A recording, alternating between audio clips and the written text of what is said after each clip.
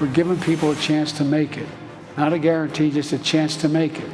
That's why I've never been more optimistic about our future. The president and the White House have yet to lay out what consequences they have and they want to impose. My view is now that we have abortion where everybody wanted it from a legal standpoint, the states will determine by vote or legislation or perhaps both. Hello, I'm Nancy Cordes in Washington, and welcome to America Decides. Well, as millions of Americans watch the total solar eclipse across the heartland of the country today, the presumptive presidential nominees were laying out their plans on two key issues: abortion and student loans. Former President Donald Trump said abortion rights should be left to the states, a position that drew pushback from Democrats and Republicans alike. We're going to have more on that later in the show. But first, President Biden announced new proposals for partial or complete student loan forgiveness today. He did it in the battleground state of Wisconsin. The Biden administration has been working on this since the Supreme Court rejected the president's original plan to address the issue last year. During his speech, the president said the plans his White House is working on could help tens of millions of borrowers. I will never stop to deliver student debt relief on hardworking Americans, and it's only in the interest of America that we do it. And again, it's for the good of our economy that's growing stronger and stronger, and it is. By freeing millions of Americans from this crushing debt of student debt, it means they can finally get on with their lives instead of their lives being put on hold.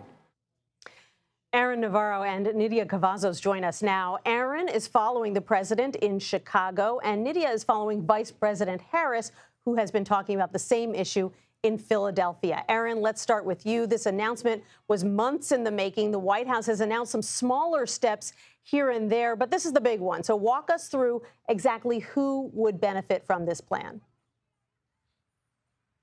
Hello from Chicago, Nancy. Good to be with you. This plan, if it is instituted in the way that President Biden proposed today, pending any, of course, challenges in the courts, would do three things.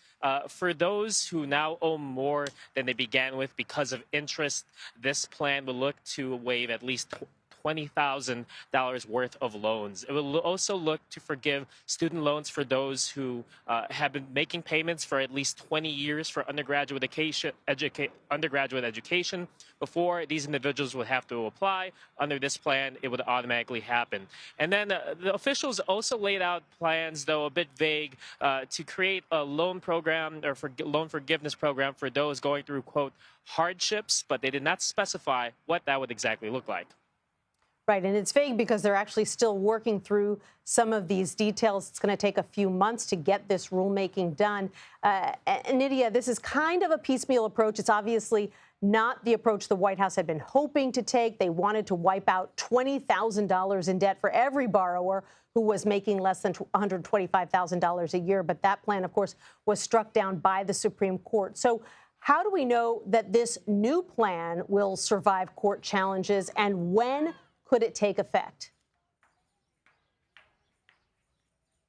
Nancy, well, as we know, canceling student debt was the main and central campaign promise of the Biden and Harris campaign, and throughout their administration, they've maintained that they're going to be able to accomplish this and meet the promise that they made to millions and millions of Americans that were hoping to get some sort of student debt relief. But of course, as we saw in 2023, the Supreme Court blocked these efforts. And so, of course, now we have a long way to go before any of this student debt relief is actually seen. We, of course, still have the Department of Education that still has to publish the draft or rules so that we can receive public comments. And if once that goes through, then we would be seeing some sort of debt relief up until the early fall. And most people who would benefit under this plan, the Biden and Harris administration is estimating that it's over 20 million people who would benefit. But of course, they won't necessarily be seeing these benefits and these campaign promises come to fruit up until 2025.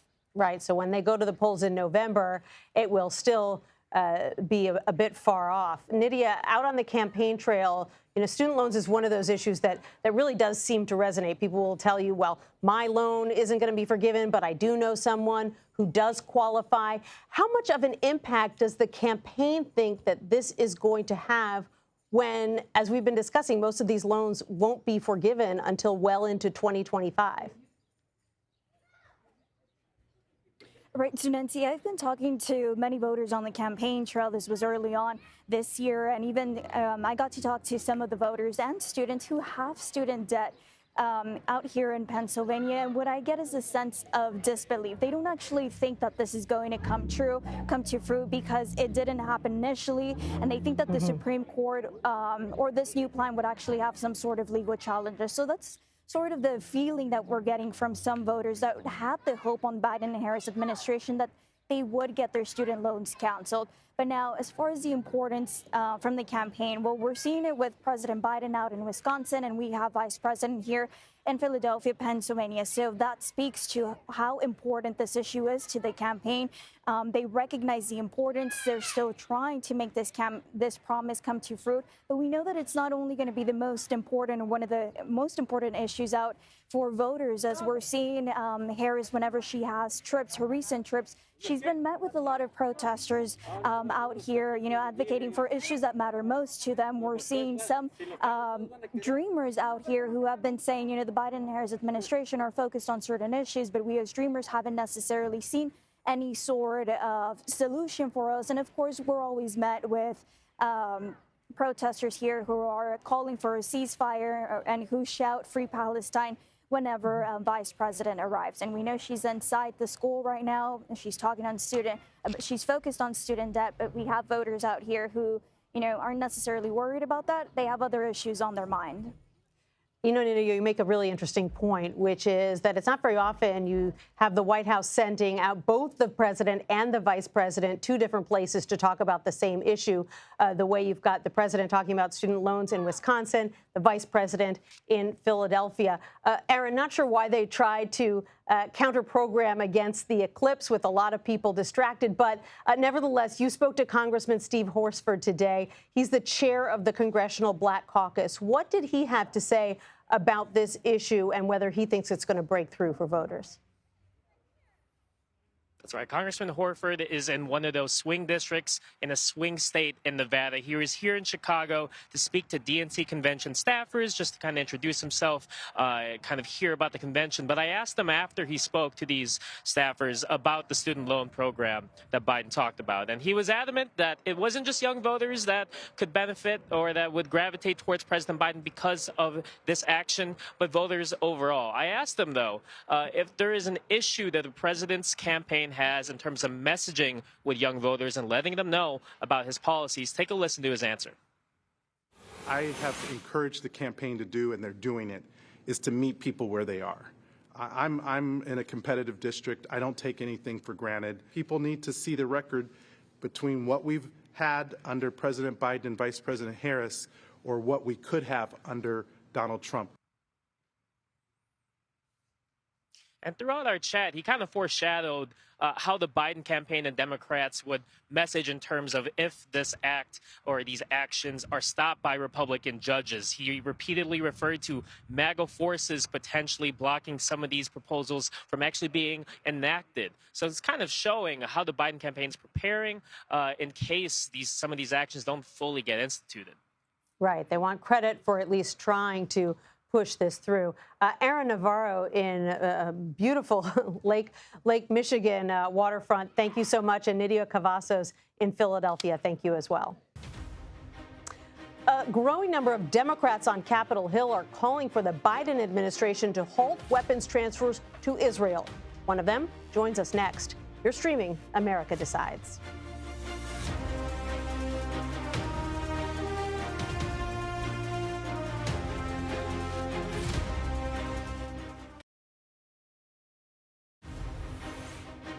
Welcome back to America Decides. A growing number of Democrats are expressing their displeasure with the Biden administration's handling of Israel's war in Gaza. One of them is Maryland Senator Chris Van Hollen. I was glad to see the president, at least as reported out, finally say to President Netanyahu that if you don't follow these, my requests, that there will be consequences. But the president and the White House have yet to lay out what consequences they have and they want to impose. Wisconsin Democratic Congressman Mark Pocan joins us now. He is among a group of 40 Democrats on Capitol Hill who have signed a letter calling on the U.S. to halt weapons transfers to Israel. Congressman, thank you so much for being with us. I know you were with the president today in Wisconsin. He was talking student loans, but did you get a chance to talk to him about this issue as well? I did. I made sure that I told them that we should talk some more, that I've done town halls throughout the district. The last 2 weeks we've been home, and that a couple of reoccurring issues have come up, one of which is Gaza, and people are rightfully so concerned. They're seeing the horrific pictures of devastation, dead children, women, 33,000 people dead, 70% are women and children, and that people really want to make sure we're getting aid to them. So lots to do, and I wanted to make sure I got a chance to share that with the president. Is there anything you can tell us about how he responded? Did you sense that his position is changing at all? Yeah, I think he already has been very vocal about a changing position. And I think when you look at the letter we signed, by the way, reopened it today, and I think another 14 people last count have also signed on to it. So it's a growing letter. We're closing at the end of the day, but people are hearing it while we're home. People are saying, look, we've got to make sure that aid is getting to people. Over 200 aid workers have been killed. People are dying of starvation, children in Gaza. We've got to get food and water. And right now we're dropping it from the air and bringing it in for the sea. But honestly, we should be able to bring it through the checkpoints. Since Israel is a good friend of the United States, there's no reason that doesn't happen. A lot has to happen different. I think, the way Benjamin Netanyahu has run this counteroffensive, unfortunately, has turned into a collective punishment of Palestinians in general. And I think that's what I'm hearing from my constituents they're really concerned about. So far, at least publicly, the White House has been rejecting your position. They say they're not cutting off military aid, that Israel is located in a tough neighborhood. It constantly faces challenges from Iran, from Iranian-backed groups. What is your response to that? I mean, this is a really major move you're suggesting for the U.S. government to cut off aid to Israel, a longtime ally. Well, not cut off aid. What we're saying is you condition aid, first of all, so that we're not using bombs to kill children in Gaza. And second of all, let's make sure we're getting some real protections for the aid that is getting to people, food, water, medicine. And quite honestly, I've heard the president say a lot of this. I mean, he's not happy with the way Benjamin Netanyahu has run this war. And, at the end of the day, the long-standing United States position has been a two-state solution, recognizing a Israeli nation as well as a Palestinian nation. Unfortunately, Netanyahu does not agree with that. So he's not in sync with U.S. interests. I think it's time for a divorce with Benjamin Netanyahu. We can support the Israeli people as we should. We can support the Palestinian people. But just because some political leaders are not executing things in a way that I think my constituents in Wisconsin think is humane, it means something. And I think the president absolutely understands that. You talked about the people you've been hearing from at these town halls. What has your message been to progressive voters who say they're considering staying home this November because of the president's stance on the war? Well, staying home or voting for a third-party candidate often means that is giving an advantage to Donald Trump, right? If you're not voting for Joe Biden. And at the end of the day, Donald Trump is bad at many, many things, including things like abortion, including things like economics. His tax cuts alone added to the national debt, and something like 83% of the money went to the top 1%. Donald Trump is not for the average family in Wisconsin, where Joe Biden has been reducing costs on healthcare and energy, and today on helping people with student loans. I mean, Joe Biden's fighting for that average family in Wisconsin, and we have to make sure that we're supporting him at the same time, making sure he's hearing from us on issues like Gaza. But, Donald Trump would be terrible in this area. I mean, you heard Jared Kushner, his son-in-law, say that talked about what beautiful beachfront property is there. I mean, that's beyond Saturday Night Live ridicule. Some Israel advocates have argued there shouldn't be a ceasefire until all the hostages are released. Do you agree with that position? I'm hearing from a lot of people in Israel who want a ceasefire so you can get the hostages. And that's part of, I think, the mistake that Netanyahu made. He had the military protecting people with illegal settlements, Israelis who were making illegal settlements in Palestinian territory at the time of the attack. And I think, people, including many of the families, think that his eye wasn't on the ball. And I think that is something we have to really look at. Benjamin Netanyahu has not handled this even up to October 7th very well. This has been a boiling pot in Gaza for probably decades, but especially in the last few years. So again, I think what I'm hearing from people in my district is concern over the humanitarian conditions. And at the end of the day, I think we have to really hear those people who are, not a bunch of students or progressive advocates, but, my town halls are often attended by a lot of people on Social Security in small communities of 2,000 people. They're the ones who are raising this issue. And that tells me that I think public opinion is significantly different on this issue, and we need to follow that. Do you think the White House policy on Israel has been clear? You have White House officials all the way up to the Secretary of State saying that if Israel's conduct of this war doesn't change, that U.S. policy is going to change somehow. Is that clear enough for you? Joe Biden doesn't wear his foreign policy on his sleeve. He has a lot of very private conversations. I've seen this in other areas of how he operates. But he's starting to be more vocal because he's not seeing the results from Israel that he would like to see, and specifically from Benjamin Netanyahu. I mean, let's face it, the average Israeli just doesn't want to have bombs raining on them from Gaza. The average Palestinian just wants to be treated with human dignity and respect, and they don't have that right now. They don't have the human rights they deserve. And I think those populations want peace in the region. I just think the way this has been executed has been anything but done in a humanitarian way. And Joe Biden understands that, and he's been vocal on it. And he may not say everything that I'm saying out loud, but I think he's saying many of those things privately, because you can't not see these things happening. Interesting. Congressman Mark Pocan of Wisconsin, thanks so much for joining us today. Sure. Thank you. Former President Donald Trump said today that abortion policies should be decided by the states. We'll take a look at the divisions that's causing within his own party. We're streaming America Decides. My view is now that we have abortion where everybody wanted it from a legal standpoint, the states will determine by vote or legislation or perhaps both. And whatever they decide must be the law of the land. In this case, the law of the state. Welcome back to America Decides. Some Republicans are pushing back vocally against Donald Trump's stance that abortion should be left up to the states. South Carolina Senator Lindsey Graham said that he, quote, respectfully disagrees. He wants a national ban, 15 weeks. Trump's former vice president, Mike Pence, took it a step further, calling it a, quote, slap in the face to those who had previously voted for Donald Trump. Let's bring on our campaign reporters, Shauna Mizell and Jake Rosen. Welcome to both of you. And Jake, Donald Trump is not taking kindly to this criticism. No, he's not. He just posted a series of Truth Socials attacking the head of Susan B. Anthony for Life, and also Lindsey Graham, like you just noted. He has not yet attacked his former vice president, but I think we've already seen this posture from the Trump camp that they have now opened up, as Donald Trump just said, the argument for conservatives across the country in November to make the make the election, about other issues, not abortion related. So the economy, the border, things like that. Donald Trump is taking credit for that, calling it a victory now that he's kind of found this will of the people middle ground, as he kind of put it earlier today. Shauna, there's been a lot of mystery surrounding what exactly Donald Trump's position is on this issue right now. It has changed a lot over time. There's no guarantee that it will stay where it is. But basically, there had been some reporting by the New York Times that he was talking about the idea with advisors about embracing a national ban. Now he says he isn't going to do that. He made it clear in that video that he released that it's purely politics, that he thinks that Republicans can't win if they embrace this national ban.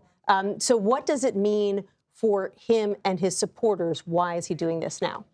Well, Susan B. Anthony, Pro-Life America, a source there told me that they were really pushing for that 15-week limit. Trump now shying away from that. And Democrats still see this as a winning message. They're still going to continue to campaign on the issue of abortion looking forward. But Trump now saying the issue should be left to the states. And as Jake previously mentioned, really saying now that Republicans will be free to really campaign on the border, something that we know Trump really wanted to make a central issue to his campaign. Yeah, speaking of Democrats, President Biden wasted no time in putting out a video online talking about what he says Donald Trump's position really is, which is that he'll come into office if elected and essentially embrace a national ban, even if he isn't doing so right now. Take a listen to that. Donald Trump just endorsed every single state ban on reproductive care nationwide. All across the country, women are being turned away from emergency rooms. or being forced to travel hundreds of miles or ask a judge just to get the basic care they need. That's Donald Trump's vision for this country. He said it himself. He punished women who seek out the care they need. If MAGA Republicans put a federal ban on his desk, he'd sign it. So, Jake, basically what the president is saying there is if Donald Trump says it's up to the states, that means he supports Florida's upcoming 6-week ban. He supports other red states that have embraced total bans. Totally. This is the same kind of thing that we've seen from the Biden administration again and again when it comes to what Donald Trump doesn't say in some of these statements.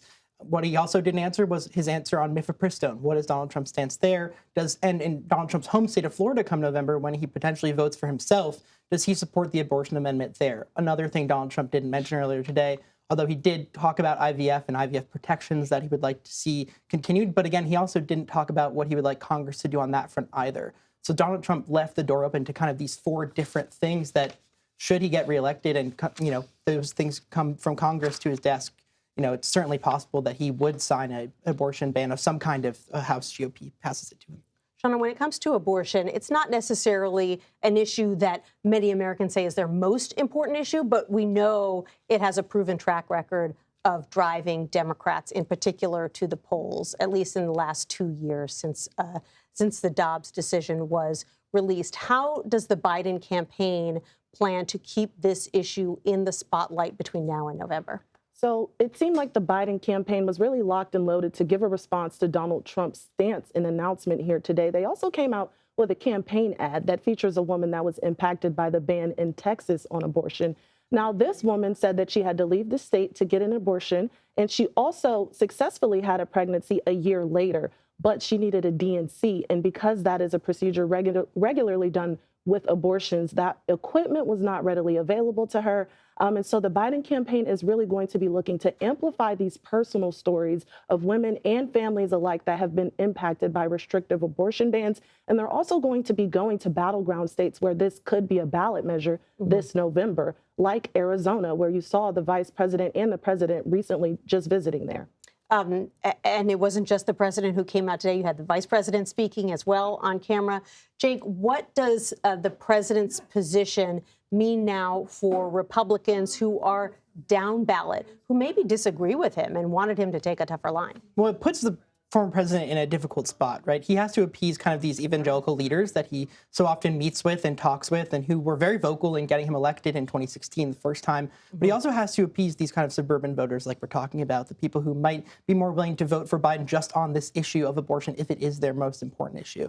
I think the thing for Donald Trump is he's still going to campaign for some of these people in battleground states and counties, but whether he kind of entices them to kind of take the same stance he has, back away from the problem, let Democrats talk about it, and let Republicans take the border, the economy, things like that, I think is yet to be seen. But we've kind of seen the Trump campaign already pivot to do that. Last week they were talking only about immigration and the border, while there are obviously a lot of these abortion measures and news going on that front. We'll see if he keeps this position or adjusts it after the blowback. Jake Rosen, Shauna Mizell, thank you both so much. Appreciate it. President Biden urged people to be safe during today's solar total eclipse while poking fun at his predecessor. The White House released a short video on social media of the president putting on solar eclipse glasses. He said you should, quote, play it safe and wear protective eyewear. The video shows Biden on the same balcony where former President Donald Trump famously looked up at the sky without glasses during a solar eclipse in 2017. A very memorable moment. Some lawmakers on Capitol Hill were wearing glasses when they took a break this afternoon to enjoy today's eclipse. Senate Majority Leader Chuck Schumer observed it from the balcony of his office, while Senate Majority Whip Dick Durbin stepped outside to take a look. Lots of fun out there. That does it for today. We'll be back with another edition of America Decides tomorrow at 5 p.m. Eastern. You're streaming CBS News. Have a good one.